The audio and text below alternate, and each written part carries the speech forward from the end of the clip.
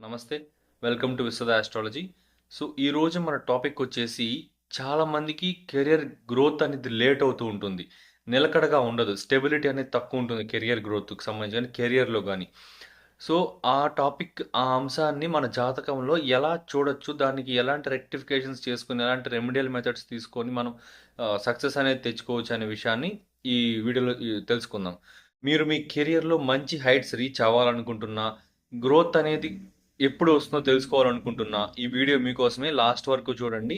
So, ఈ వీడియోలో మంచి ఇన్ఫర్మేషన్ అయితే చెప్పాను. లాస్ట్ వరకు చూడడం ద్వారా మీకు ఒక మంచి పాయింట్ అయితే మీరు వెయిట్ చేస్తున్న దానికి ఒక మంచి పాయింట్ అయితే దొరుకుతుంది.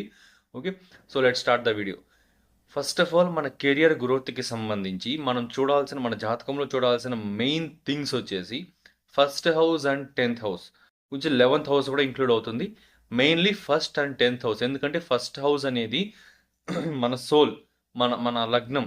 మనం ఎలాంటి ఇంక్లినేషన్స్ ఉన్నాయి మనకి, మన కెరియర్ వైపు కానీ, దేని వైపు అయినా సరే మనకి ఎలాంటి ఇంక్లినేషన్స్ ఉన్నాయి, మనం ఎంత క్యాపబుల్ అనేది మన లగ్నం చెప్తుంది మనకి. మన వ్యక్తిత్వాన్ని, మన dedication, hard work, decision making అనేటివన్నీ కూడా లగ్నం నుంచి చూడాలి.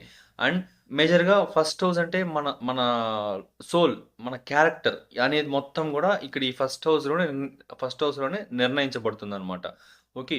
ఒకవేళ ఈ ఫస్ట్ హౌస్‌లో గనుక శనిగ్రహం గాని, కేతువు గాని, రాహు గాని అండ్ కుజుడు ఉంటే కొంచెం పట్టుదల ఎక్కువ ఉంటుంది. విల్ పవర్ ఎక్కువ ఉంటుంది. అండ్ ఒక టైప్ ఆఫ్ మొండితనంగా ఉంటారు. కానీ కుజుడిని అపార్ట్ ఫ్రమ్ కుజుడు మిగిలిన 3 శని, రాహు, కేతు వీళ్ళు మెయిన్‌గా శనిగ్రహం గాని లగ్నంలో స్థితి అయ్యాడు అంటే కొంచెం లీడర్‌షిప్ క్వాలిటీస్ అయితే ఉంటే, సప్తమంలో శనిగ్రహం ప్లేస్ అయ్యాడంటే వాళ్ళకి సెల్ఫ్‌గా బావుంటది గానీ, మ్యారేజ్ ప్రాబ్లమ్స్ వస్తే అది పక్కన పెట్టుకుంటే, శని గాని లగ్నంలో ఉన్నాడు అంటే, కాస్త మనకి డెసిషన్ మేకింగ్‌లో ఇబ్బంది పెట్టేస్తాడు బాగా. లగ్నంలో స్థితి అయితే. సప్తమం నుంచి లగ్నాన్ని చూస్తా ఉంటే వేరే అనమాట. అది అది వేరు మళ్ళీ. లగ్నంలో గాని శని స్థితి అయ్యాడు అంటే, డెసిషన్ మేకింగ్‌లో ఇబ్బంది పెట్టేసి, కెరియర్ గ్రోత్ గాని, ఇంక్లైనేషన్స్ గాని, మనం చేయాలనుకుంటున్న వర్క్ మీద క్లారిటీ లేని తత్వాన్ని అండ్ ఆ వర్క్‌కి సపోర్ట్ ఎన్విరాన్మెంటల్‌గా మన చుట్టుపక్కల నుంచి కూడా మనకు సపోర్ట్ అనేది కాస్త తక్కువ రావడం. ఓకే. ఇలాంటివి చేస్తాడనమాట. ఒకవేళ రాహు ఉన్నాడనుకోండి, ఓవర్ ఎక్స్‌పెక్టేషన్స్. రాహు అంటేనే ఓవర్ ఎక్స్‌పెక్టేషన్స్, ఇమాజినేషన్, హాలూసినేషన్ ఇవన్నీ గూడా రాహు రిప్రజెంట్ జేస్తాడు. సో, ఒకవేళ రాహు లగ్నంలో ఉన్నాడు అంటే, వాళ్ళ యొక్క ఆలోచన విధానం ఎంతసేపు గాల్లో మేడలు కడతారంటారు గదా! ఇలా ఉంటుందనమాట. ఊహల్లోనే తేలుతా ఉంటారు ఎక్కువ. గ్రౌండ్ రియాలిటీలో ఉండరు. ఒక ఒక ఒక సింపుల్ ఎగ్జాంపుల్ ఇంటర్ప్రిటేషన్‌లో చెప్పాలి అంటే, ఒక రాహు లగ్నంలో ఉన్న పీపుల్ ఎలా ఉంటారంటే, వాళ్ళు పెట్టిన దానికంటే రాబడి ఎక్కువుండాలి. అది గూడా అన్‌యూజువల్‌గా, అన్‌రియలిస్టిక్‌గా, రియాలిటీకి దూరంగా. లైక్ ఒక రూ. 100 పెట్టారనుకోండి. వాళ్ళు బేసిక్‌గా రూ. 100 పెడితే ఎక్స్‌పెక్టెడ్ రిటర్న్స్ ఇప్పుడున్న దాని ప్రకారం ఒక 200 ఎక్స్‌పెక్ట్ చేయొచ్చు. కానీ రాహు లగ్నంలో ఉన్న పీపుల్ 1,00,000 ఎక్స్‌పెక్ట్ జేస్తారు. రూ. 100 పెట్టి 1,00,000 రావాలనుకుంటారు. సో, ఎప్పుడు చూసినా రియాలిటీకి అండ్ రియల్ లైఫ్‌కి దూరంగా ఉండి ఊహల్లోనే ఉంటారు. జరగని వాటిని గూడా ఊహించుకుంటూనే ఉండడం. ఓకే. ఇలాంటివి వర్క్ చేయకపోయినా ఇలా చేసేసానేమో, ఇలా చేస్తే బాగుండు గదా! నేను తక్కువ వర్క్ చేసినా సరే వాళ్ళకేదో అది పెద్ద అచీవ్‌మెంట్ లాగా కనిపిస్తుంది. దాని ద్వారా వాళ్ళు ఎదుటి వాళ్ళని ఏమి అడగకపోయినా పర్లేదు. వాళ్ళకి వాళ్ళే కొంచెం డిప్రెస్డ్ ఫీల్ అయిపోతారనమాట. నేను వర్క్ చేస్తా ఉన్నా కూడా జరగట్లేదే అన్నట్టు. కానీ రియాలిటీలోకి తీసుకుంటే వాళ్ళంత వర్క్ కూడా చేసి ఉండరు. లగ్నంలో రాహు ఉన్న పీపుల్ ఓవర్ ఎక్స్‌పెక్టేషన్స్. చేసిన దానికంటే అతిగా ఊహించుకోవడం. ఓకే. ఇట్లుంటుందనమాట.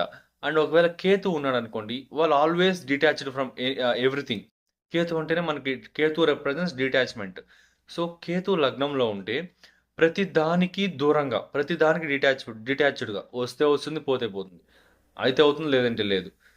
ఈ పని చేయమన్నారు. నేను చేయకపోతే కూడా వాడు నన్నేం చేయగలుగుతాడు? నేను చేసినా ఏం చేయగలుగుతాడు? ఇట్లా అసలు సంబంధం లేకుండా ఒక డిటాచ్డ్ వేలోనే ఉంటారు ప్రతి దానికి. ఒక రకమైన టేక్ ఇట్ ఈజీ అంటారు కదా! ఆ టైప్ టేక్ ఇట్ ఈజీ టైప్‌లో ఉంటారనమాట. సో, ఈ 3 గ్రహాలు లగ్నంలో స్థితి అయ్యాయి అంటే ఇబ్బంది. రాహు ఉన్నాడంటే కేతు సప్తమంలో ఉంటాడు. కేతు ఉన్నాడంటే రాహు సప్తమంలో ఉంటాడు. సో, అది వేరు.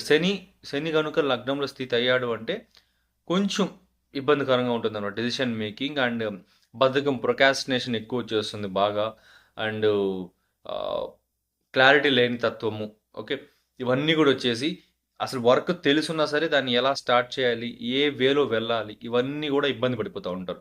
ఓకే. ఫస్ట్ హౌస్‌లో గ్రహాల ప్లేస్‌మెంట్స్ ఉంటాయి. సో, నెక్స్ట్ 10థ్ హౌస్. 10థ్ హౌస్ మనకు తెలిసిందే కెరియర్‌ని రిప్రజెంట్ చేస్తుంది. వృత్తి స్థానం పదవ స్థానం అంటే వృత్తి స్థానం. ఈ 10థ్ హౌస్‌లో మన inclinations towards career. First house అంటే ఏంటి? Inclination towards life and everything.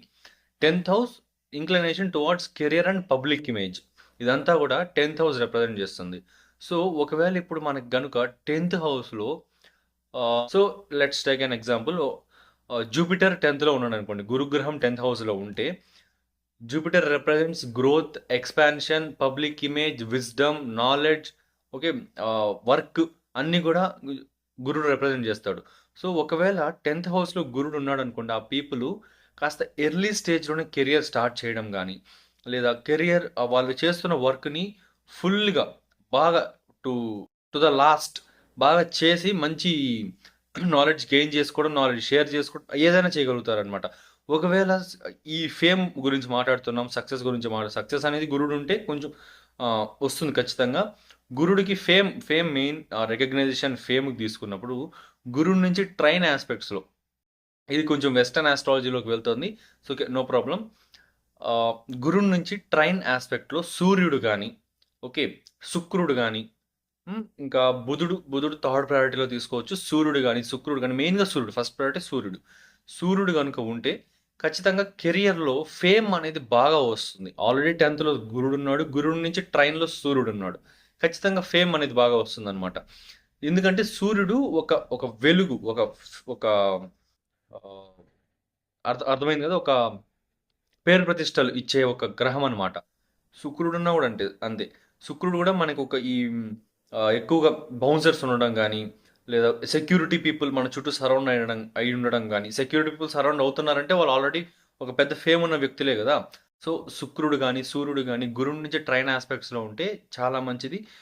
Success and fame అనేది ఆ అంతర్దశ, ప్రత్యంతర్దశ, మహాదశ, ఓకే, ఈ మహాదశ అంతర్దశల్లో ఈ సూర్యుడు శుక్రుడు జరిగినప్పుడు, సూర్యుడు గురుడు జరిగినప్పుడు, గురుడు శుక్రుడు సూర్యుడు జరిగినప్పుడు, ఇట్లా అంటే ఐ మీన్ ఆ ట్రైన్ ఆస్పెక్ట్స్ కంజంక్షన్స్ కూడా చూసుకోవాలి. జరిగినప్పుడు ఖచ్చితంగా జరుగుతుందనమాట, వస్తుందన్నమాట ఫేమ్, నేమ్, సక్సెస్ ఏదైనా సరే. ఒకవేళ శుక్రుడు కానీ ఆ ట్రైన్ ఆస్పెక్ట్స్ ఉన్న శుక్రుడు కానీ సూర్యుడు కానీ, లేదా సెల్ఫ్గా గురుడే కనుక కేతు, రాహు, శని నక్షత్రాల్లో పడ్డారు అంటే అక్కడ ఇబ్బంది పడతారు. గురుడు కనుక శని నక్షత్రం, కేతు రాహు నక్షత్రాల్లో అక్కడ పడ్డాడు అంటే ఇబ్బంది పెడతాడు అనమాట. శని నక్షత్రంలో ఉంటే శని గురువులు బద్ధ శత్రువులు. ఎనర్జీ ఫ్లో అనేది శని నక్షత్రం పైన నుంచి గురుడికి వస్తూ ఉంటుంది కాబట్టి అంతగా యోగించదు.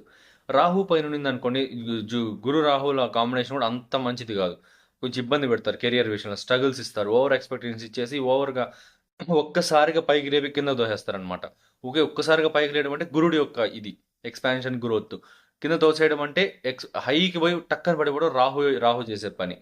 అదే కేతు నక్షత్రంలో ఉన్నారనుకోండి, డీటాచ్డ్ వేలో ఉంటారు, ఎక్కువ స్పిరిచువల్గా ఉంటారు. గురుడు కేతు నక్షత్రం పైన ఉంటాయి. ఇట్లా ఈ ఈ దీంట్లో కూడా వ్యారీ అవుతుంది. బట్ బేసిక్గా మనం చూసుకోవాల్సింది 10థ్లో గురుడికి ట్రైన్లో సూర్యుడు కానీ శుక్రుడు కానీ ఉంటే వాళ్ళ దశ అంతర్దశల్లో ఖచ్చితంగా నేమ్, ఫేమ్, సక్సెస్ అనేది వస్తుంది. నెక్స్ట్ శని. సాటర్న్ కనుక 10థ్ హౌస్లో ఉన్నాడంటే ఇక్కడ ఇబ్బంది పెట్టేస్తాడు బాగా. స్ట్రగుల్స్ బాగా అంటే కొంచెం స్ట్రగుల్స్ అవన్నీ ఇస్తాడు. ఇనిషియల్ స్టేజ్ ఆఫ్ కెరియర్లో స్ట్రగుల్స్ ఇస్తాడు. కానీ శని ఉన్నాడంటే ఒక లక్ ఏంటంటే ఫౌండేషన్ స్ట్రాంగ్ చేస్తాడు, బాగా బాగా స్థిరంగా చేసి గ్రోత్ ఇస్తాడు, స్లోగా ఇస్తాడు. కాకపోతే ఓకే, నేను శనిగ్రహ రహస్యాలు అనే వీడియో ఒకటి చేశాను, దాంట్లో చెప్పినట్లుగా it just delays but never denies and gives great results. ఇట్లా ఈ స్టేట్మెంట్ అనేది శనిగ్రహానికి బాగా వర్తిస్తుంది. 10థ్ హౌస్లో శని ఉన్నాడు అంటే బాగా స్ట్రగుల్స్ ఫేస్ చేసి ఫౌండేషన్ స్ట్రాంగ్ చేసుకుని, లైక్ ఎట్లా అంటే 10, 20, 30, 40 ఇట్లా స్టేజెస్ లెవలింగ్ అప్ స్టేజెస్ లాగా వెళ్తూ ఉంటారు. అంతేగాని 10 to 50, 50 to 100 ఇట్లా వెళ్ళరు అనమాట. అది 10 to 100 ఇవంతా ఇచ్చేది రాహు. వాళ్ళు ఇస్తారు 10 to 100 ఇచ్చి మళ్ళీ 100 నుంచి 10 0 కూడా పంపించేస్తాడు రాహు. ఓకే, సరే, రాహుని పక్కన పెడితే శని ఇట్లా చేస్తాడనమాట. ఈ స్లో గ్రోత్ ఉంటుంది కానీ కన్సిస్టెంట్గా గ్రోత్ చేస్తాడు, బాగా చేస్తాడు స్ట్రగుల్స్ ఇచ్చినా సరే. ఓకే, శని గ్రహం 10థ్‌లో ఉన్న పీపుల్‌కి ఏంటి అంటే ఒక్కసారి 10 నుంచి 20కి డెవలప్ అయ్యారు అంటే మళ్ళీ 20 నుంచి 10కి రావడం అనేది దాదాపుగా అసాధ్యం. ఒక దిగజారే పరిస్థితి, మళ్ళా దిగిపోవడం లాంటిదుండదు. స్లోగా ఉన్న మంచి గ్రోత్ ఉంటుంది. చాలామందికి మనకెందుకు అంతెందుకు మన జూనియర్ ఎన్టీఆర్‌కి గూడా శని ఎగ్జాల్టేషన్. అతని జాతకం లగ్నం తెలీదు గాబట్టి ఈ స్థానంలో అని చెప్పలేకపోతున్నా గానీ బేసిక్‌గా అతని జాతకంలో శని ఎగ్జాల్టేషన్ ఉన్నాడు. ఇనిషియల్ స్టేజ్ ఆఫ్ ఫిల్మ్ ఇండస్ట్రీలో ఎంత ఇబ్బందులు పడి ఇప్పుడు ఏ రేంజ్‌లో ఉన్నాడు.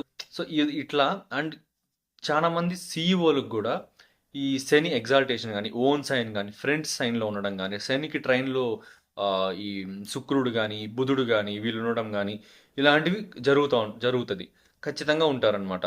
అండ్ నెక్స్ట్ వచ్చేసేసి 10థ్ లార్డ్ ప్లేస్‌మెంట్.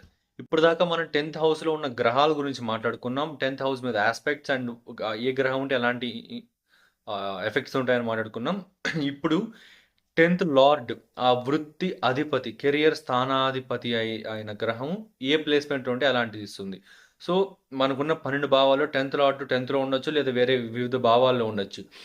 మెయిన్‌గా తీసుకుంటే కొన్ని మెయిన్ పాయింట్స్ చెప్పాలంటే 10థ్ లార్డ్ వచ్చేసి ఫస్ట్ హౌస్‌లో ఉన్నాడంటే వాళ్ళు self made. Okay. Self made.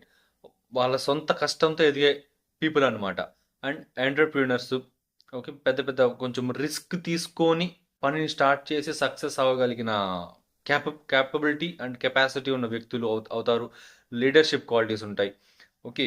And career గూడా వాళ్ళకి ఎంతసేపైనా ఒక టైప్ ఆఫ్ ఒక ఊహ తెలిసిన వయసు వచ్చినప్పటి నుంచి ఒక టైప్ ఆఫ్ ఫోకస్ అనేది మారిపోతుంది. అప్పటిదాకా ఆటలు ఆడుకుంటూ, పాటలు పాడుకుంటూ అట్లా ఉంటారు గానీ, ఒక ఊహ తెలిసే వయసొచ్చిన తర్వాత ఫోకస్ పాయింట్ అనేది మారిపోతుంది టోటల్లీ కెరియర్ పైన. పూర్తిగా కెరియర్ వైపే ఇంక్లైన్ అయిపోతారు. గ్రోత్ కోసం ఆ లీడర్‌షిప్ క్వాలిటీసు, ఆ ఎంటర్‌ప్రెన్యూర్‌షిప్పు అండ్ ఆ సెల్ఫ్ మేడ్ ఆహ్, సొంతంగా ఎదిగే తత్వం అనేది అంతా గూడా వచ్చేస్తుందనమాట. ఓకే. అండ్ ఇది ఎలా జరుగుతుందంటే దశమాధిపతి లగ్నంలో ఉన్నప్పుడు ఒకవేళ లేట్ అవుతా ఉంటే ఎవరికన్నా ఇలాంటి కాంబినేషన్ ఉండి వాళ్ళకి ఇప్పటికీ కెరియర్ గ్రోత్ అనేది కొంచెం ఇబ్బందిగా ఉంటే, దశమాధిపతి లగ్నంలో ఉండి ఉన్నప్పుడు ఆ దశాంతర్దశలు అండ్ లగ్నాధిపతి ఎక్కడున్నాడో చూసుకోవాలనమాట. లగ్నాధిపతి గనుక 1, 5, 9 ట్రైన్ యాస్పెక్ట్స్‌లో ఉన్నప్పుడు, ఓకే. అట్‌లీస్ట్ 1, 4, 7, 10 కేంద్ర స్థానాల్లో ఉన్నప్పుడు, ఇలా ఇలా ఈ గ్రహాల యొక్క అంతర్దశ, మహాదశ, అంతర్దశ ఈ టైమ్స్‌లో గ్రోత్ అనేది స్టార్ట్ అవుతుంది. ఫేమ్, సక్సెస్ అనేది స్టార్ట్ అవుతుంది.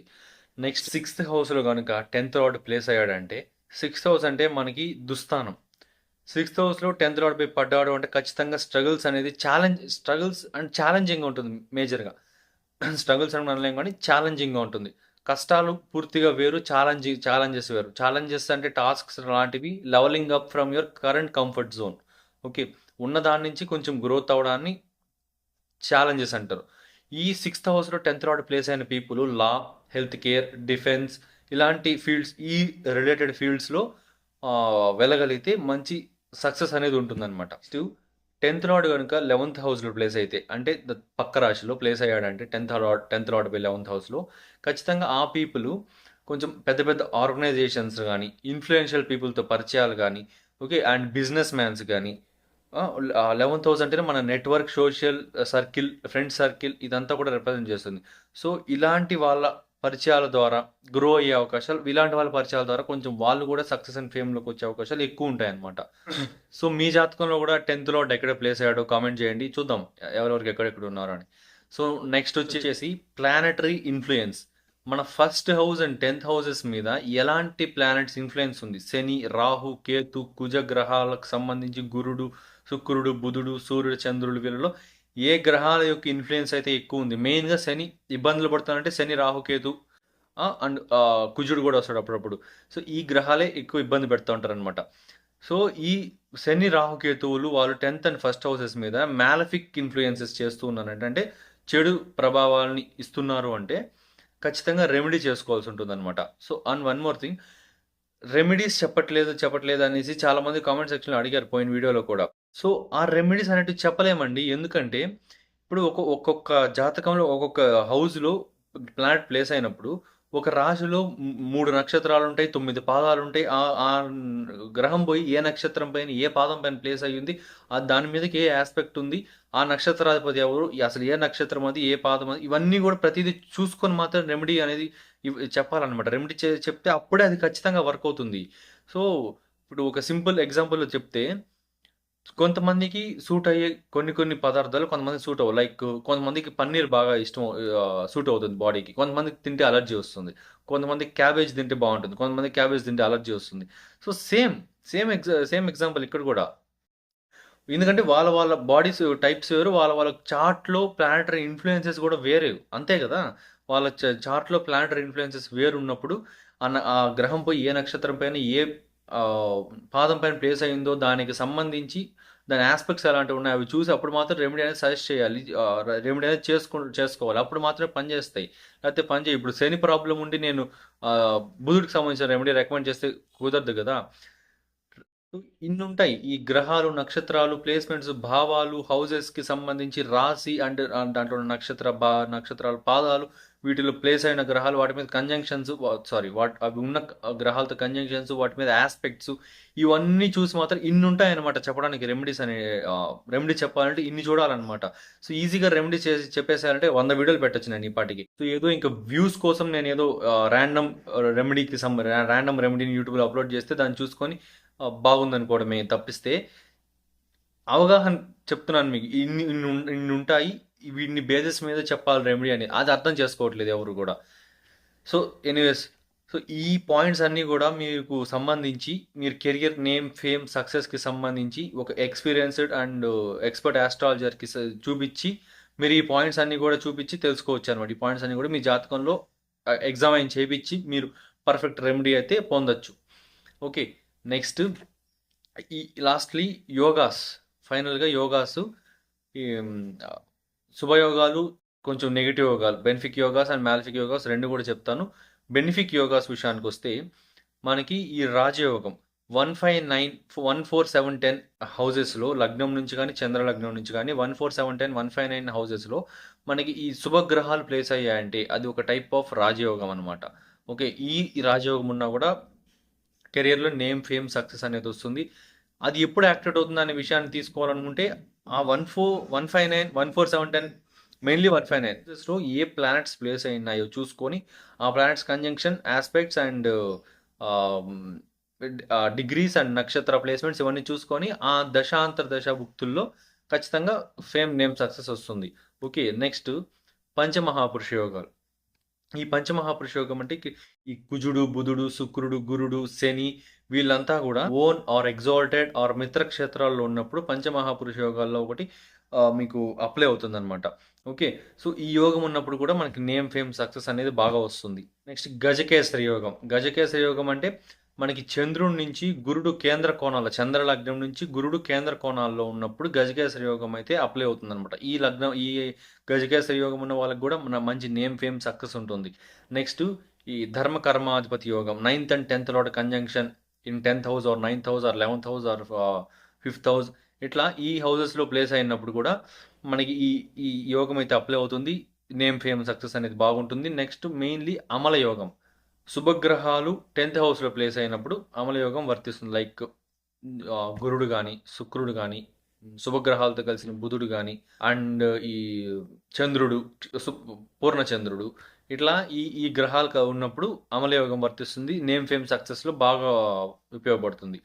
నెక్స్ట్ కొంచెం నెగిటివ్ యోగాస్, మ్యాలఫిక్ యోగాస్. ఫస్ట్ గ్రహణ యోగం అంటే సూర్యచంద్రులకి రాహుకేతువుల కంజంక్షన్ జరుగుతాయి. అంటే చంద్రకేతు కానీ, సూర్యరాహు కానీ, సూర్యకేతు, చంద్రరాహు, ఇట్లా రాహుకేతువులకి సూర్యచంద్రులకి కంజంక్షన్ జరిగినప్పుడు గ్రహణ యోగం వస్తుందన్నమాట.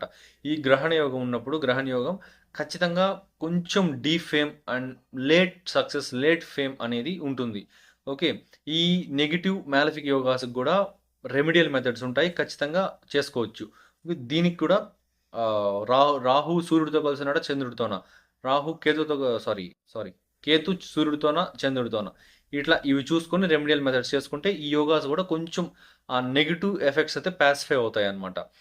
అండ్ నెక్స్ట్ ఖేమాద్రుమ యోగం. ఖేమాద్రుమ యోగం అంటే చంద్రుడి నుంచి 2 and 12 హౌసెస్లో 0 ప్లానెట్స్ ఉండడం. అంటే చంద్ర లగ్నం నుంచి లేదా చంద్ర రాశి రాశి ఉన్నది చంద్రుడు అనేది రాశి అంటాం కాబట్టి ఈ చంద్రుడు ఉన్న ప్లేస్మెంట్ నుంచి సెకండ్ అండ్ 12th హౌసెస్లో గ్రహాలు లేకుండా ఉంటే ఖేమాద్రం యోగం ఉంటుందన్నమాట. సో ఈ ఖేమాద్రం యోగం ఉన్నప్పుడు పైన చెప్పిన ఇంకా ఉంటాయి. నేను ఫస్ట్‌లో పాజిటివ్ యోగాస్ చెప్పాను కదా! ఒక 5 దాకా. ఇంకా ఉంటాయి. ఇంకా 4 లక్ష్మీ యోగం, ధన యోగం, విపరీత రాజయోగం ఇట్లా ఇంకా ఉన్నాయి. ఆ యోగాస్‌లో ఏదో ఒకటి ఇన్‌ఫ్లుయెన్షియల్‌గా అప్లై అయిందంటే ఈ కేమాద్రుమ యోగం అనేది కొంచెం తగ్గుతుందనమాట. ఓకే. ఇది యొక్క నెగెటివ్ ఇన్‌ఫ్లుయెన్స్ అయితే కొంచెం తగ్గుతుంది. నెక్స్ట్ వచ్చేసి పాపకర్తృ యోగం. దశమ స్థానానికి గాని నవమ స్థానానికి, పంచమ స్థానానికి ఈ హౌసెస్‌కి ఇరువైపులా అటుపక్క, ఇటుపక్క మాలెఫిక్ న్యాచురల్ అండ్ ఫంక్షనల్ మాలెఫిక్స్ అటుపక్క, ఇటుపక్క పడ్డారంటే ఖచ్చితంగా ఈ పాపకర్తృ యోగం అప్లై అవుతుందనమాట. సో ఇది ఉన్న వాళ్ళకి కూడా కొంచెం డీఫేమ్, రికగ్నైజేషన్ తక్కువ ఉండడం, కొంచెం ప్రాబ్లమాటిక్‌గా ఉండడం, ఇవన్నీ స్ట్రగుల్స్ ఇన్ కెరియర్ ఇవన్నీ కూడా ఫేస్ చేస్తారు. అండ్ నెక్స్ట్ వచ్చేసి శకట యోగం. గురుడు చంద్రుడి నుంచి 6, 8, 12 దుస్థానాల్లో చంద్రుడి నుంచి గురుడు 6, 8, 12 హౌసెస్లో పడ్డాడు అంటే శకట యోగం వర్తిస్తుంది. సో శకట యోగం ఉన్న వాళ్ళకి కూడా కొంచెం నెగిటివ్గానే ఉంటుందన్నమాట. కెరియర్ గ్రోత్ కానీ, ఫేమ్, నేమ్, సక్సెస్ కానీ అన్నీ కూడా. సో ఇది ఈ వీడియోలో మొత్తం చాలా పాయింట్స్ అయితే కవర్ చేశాను. యోగాసు, ప్లానటరీ ఇన్ఫ్లుయెన్సెస్, గ్రహాల combinations, conjunctions, 1 and 10th houses యొక్క ఇంపార్టెన్స్ అండ్ దాంట్లో ఉన్న గ్రహాల యొక్క ఇన్ఫ్లుయెన్సెస్ ఇవన్నీ కూడా కవర్ చేశాను. అండ్ రెమెడీస్కి సంబంధించి ఒక క్లారిటీ కూడా ఇచ్చాను. ఈ వీడియోకి అయితే ఇంతే. సో నెక్స్ట్ వీడియో ఏ టాపిక్ మీద చేయమంటారో కామెంట్ చేయండి. ఏమైనా డౌట్స్ ఉంటే కామెంట్ చేయండి. అండ్ మీ జాతకంలో 10th లాట్ ఎక్కడ ప్లేస్ అయ్యాడో కామెంట్ చేయండి, తెలుసుకుందాం. సో ఇది వీడియోకి అయితే థ్యాంక్ యూ.